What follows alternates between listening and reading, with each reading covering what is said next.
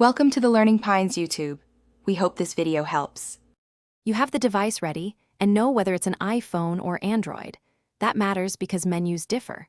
First, make sure focus or do not disturb is off so vibrations aren't suppressed.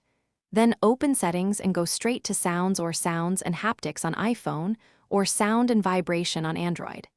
This puts you at the control panel where vibration patterns, intensity, and custom options live. Once here, you can change call vibration without unnecessary steps. On iPhone, tap ringtone, then vibration, and choose a preset or create new vibration. Tap a rhythm, press stop, then save and assign it to default or specific contacts.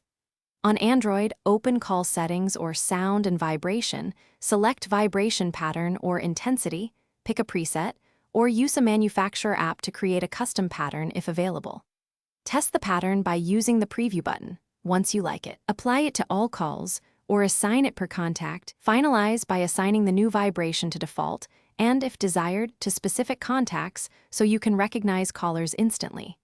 Make a real test call and listen for pattern clarity. If it feels weak, increase intensity in sound settings or toggle vibration for calls off and on to reset. If the phone still fails to vibrate, make sure battery saver isn't limiting haptics and reboot the device. If problems persist, the vibration motor may be faulty. Visit service or run a hardware diagnostic.